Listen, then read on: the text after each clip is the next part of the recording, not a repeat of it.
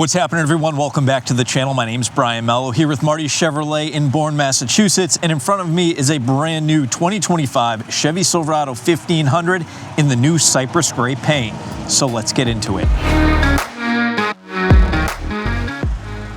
All right, so today we're talking 2025 Chevy Silverado 1500. MSRP on this truck is $55,700. We've got the Turbo Max engine, we've got an 8-speed automatic, and more importantly, at least for me, we've got the new Cypress Gray paint job, which I'll be interested to hear what your thoughts are on that. Now, if you're new here, what I'm gonna do is a quick walk around the exterior of the truck. We're gonna go over some of the highlighted features there. Once we're done with that, I'm gonna put the window sticker up on the screen for you all to take a better peek at, and then, of course, we're gonna go over the interior as well. I do always like to kick things off with the key fob. You can see we've got our lock, we've got our unlock, we've got our remote start, drop the tailgate, we've got our panic button, and then of course we've got our Chevy bow tie there on the back. I'll go ahead and put that back in my pocket. Now, starting with the front end of this thing, of course you have to notice these signature LED day running lights. We've got the projector housing headlamps, we've got the blacked out grille with the chrome crossbar. Down here I always like to point out the air curtain. Big fan of that. I just think it's a cool look, and it also gives you supposedly increased miles per gallon, increased aerodynamics. Chrome front bumper. We've got the blacked out recovery hooks, blacked out lower valance, Chevy bow tie up front. Up on the hood, you can see you've got your Turbo Max branding, Silverado on the fender. And then if I step back and give you a look at your 20-inch wheels, I believe it's a 265 general grabber, 275, 60, 20 general grabber tire. I'm gonna stand back and give you a side profile. I know the sun's not out, so it's really not gonna give you a good idea of what this new Cypress Gray paint looks like. Maybe it'll peek out a little bit so we can get a better look at it. The lighting, depending on what it looks like, this truck either, I know it's obvious, but it either looks really gray or it looks really green. It's kind of an interesting color. Definitely something you're gonna wanna see in person if you're thinking about getting one of these. Maybe we can get a little shot right here, get a better idea of the color. It's really not doing it any justice. All right, let's go around the back of the truck. You might be able to see the sun starting to peek out a little bit. You can probably see that green. There we go. You can see that cypress color starting to show. I'm a fan. All right, so in the back, you've got your easy step rear bumper. Your trailer tow packages, of course, all set up. The sun's shining now. Really wanted to see you guys to see this color. Let me know what you think. I'm a fan. Obviously, you can look at the color change now. We were just on the side of the truck, looked dark gray, maybe even black, and now you can really see that green kind of pop through. Also in the back, of course, you've got your rear backup camera. You've got a light to shine right down there on the trailer hitch, so if you're hooking something up in the dark, you're not completely blinded. Here's a look inside the bed. Inside the bed, you've got LED bed lighting. You've got some tie-down hooks. You've also got room for expansion if you need to add some more. Crazy. Every time I throw a tailgate up, I'm still blown away by how light they are. Obviously, 4x4 crew cab configuration. 4x4 is always a dead giveaway. If this was a Z71 truck, you'd see the Z71, so a really easy way to spot it when you're walking through the lot. Now, I'm gonna go ahead and put the window sticker up on the screen right now. If you're watching this on a phone, you can obviously take a screenshot. If you're on a computer, you can hit print screen, get a better look at it that way. But I'm not gonna go over everything, just a couple of highlights. Obviously, 2025 Silverado 1500 crew cab. It's an LT2FL truck, full-wheel drive, Cypress Gray, jet black interior. You can see the engine is the Turbo Max. If you haven't driven a Turbo Max, I highly encourage you to do so. I know a lot of people are hesitant to give it a shot. Trust me, I mean, it makes more torque than the 5.3. It goes. 8-speed. You can see the standard vehicle price on this is $52,600. We added the 20-inch wheels, which I think really sets it off, makes it look a lot nicer. The Cypress Gray paint is a $395 option. All said and done, you're looking at $55,790. Fuel economy, bottom left corner of the sticker, you can see 18 is combined, 17 city, 20 highway. I'll go ahead and leave that up on the screen for another second, and then I'm going to take it down in 3, 2, 1. All right, let's jump in the back. I'm gonna stand back, show the door. I've been getting better at showing the door. I used to get yelled at all the time. You didn't show the door. So now I show the door. I try to remember. So there's a better look at your door in beautiful 4K. Inside, here's a look at your back seats. You do have down low in the back before someone asks, these are just your floor mats. We always, believe it or not, this is like exactly how the vehicle gets delivered to us off the delivery truck. So we have to send this thing to clean up. The seats go on, all this gets cleaned up, but that's what this is, just your floor mats. So we've got USB-C, USB port, power outlet, vents. You do have map pockets on the back of both seats. Throws up nice and easy. I do recommend you can get the under storage tray. I'm just a fan. I always like, in my truck, I keep a tow chain and stuff like that, jumper cables, in case anyone needs it. Friend calls me, I end up being the guy.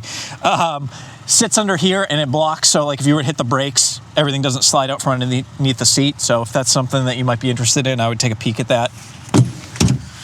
Obviously, you've got the split. That seat goes up as well. Of course, you can drop these down if you need to.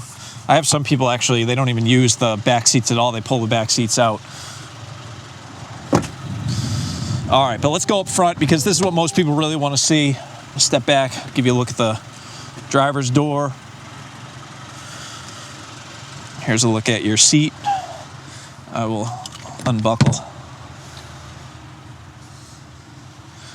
I do like the seat. I like the this cross pattern that they did. You got the gray stitching. Is your console. OG, old school, folds up. You can sit another person there. All right, let's hop inside. All right, now I am going to go through this. Let's take this off so it's not screwing up our, actually get a better look at it. I am gonna go through this relatively quickly. There's a lot to talk about. We could spend all day in here, really, especially with this system, but I don't think you guys want to listen to me talk all day.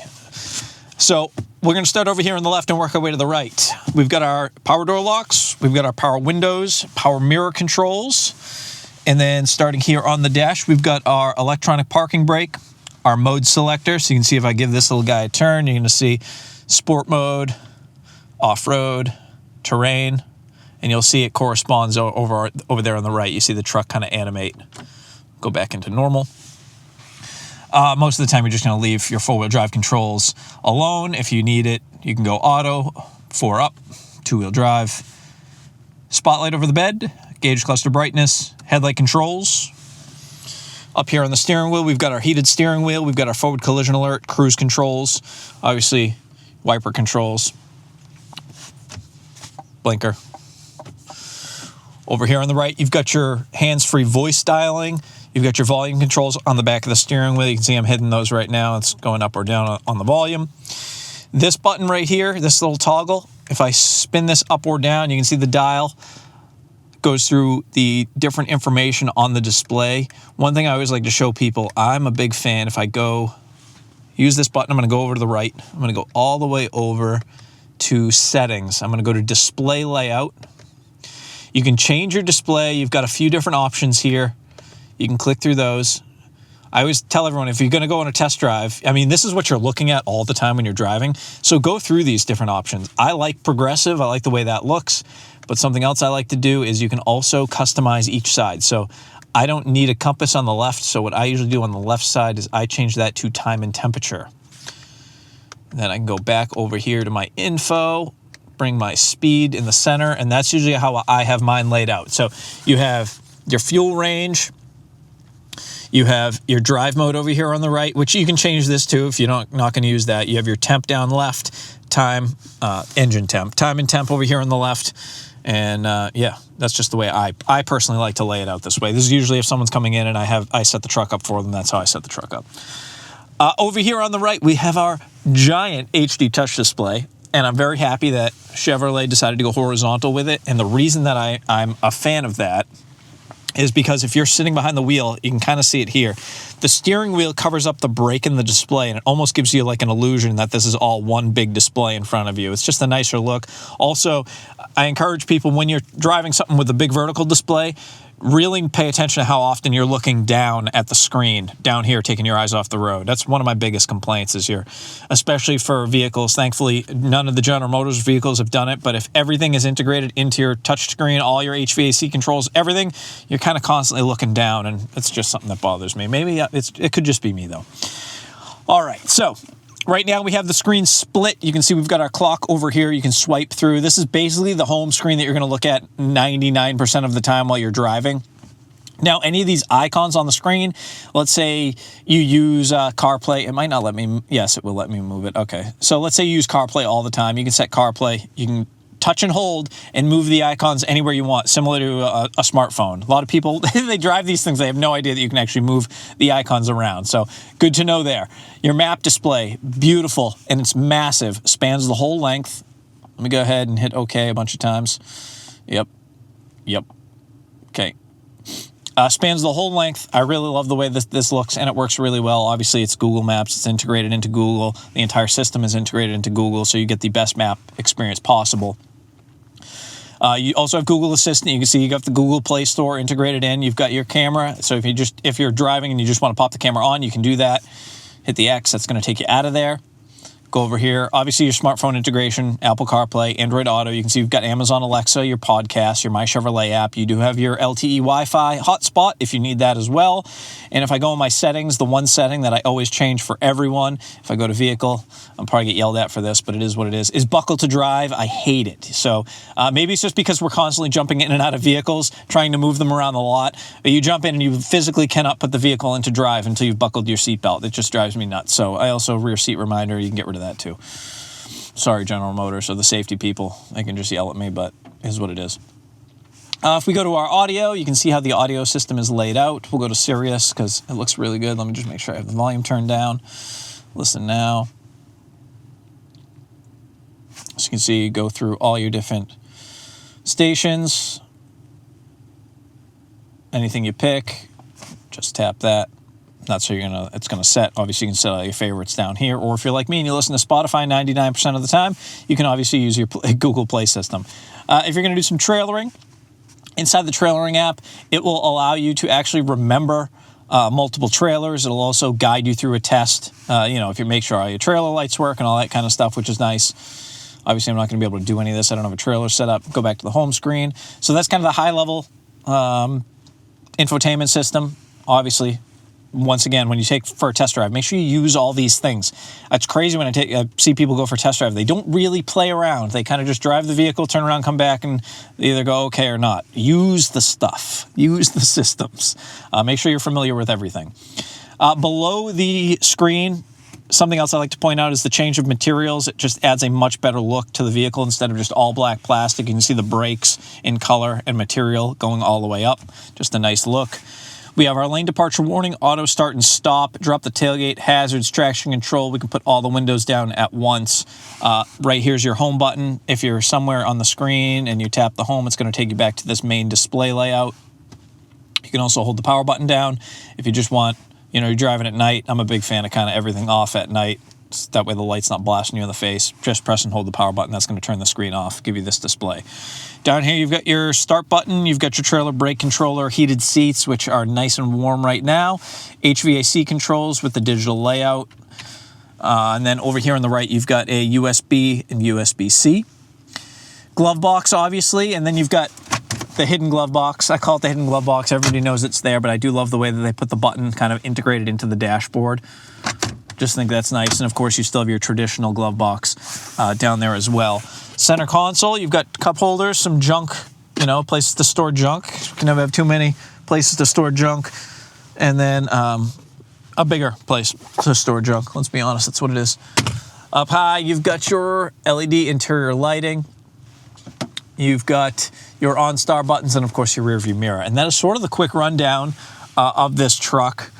Like I said, $55,700 and then rebates and incentives. It's probably one of the better, more affordable vehicles. Everything's getting so crazy expensive now. So it's nice to have a more affordable option, especially in a nice crew cab configuration. So you have enough room for the whole family. But let me know what you guys think of the truck. Let me know specifically what you think of the color, that new Cypress Gray. We have this same color in our Trail Boss as well. I'll probably make a video of that because the Trail Boss with the different the contrasting details on it, I think it makes it pop really well. As always, thanks for watching. If you got any value out of this video, do me a huge favor. Just like the video, helps me stay employed. Subscribe if you're feeling extra generous, and I will see you all in the very next video. Thanks again for watching, and take care.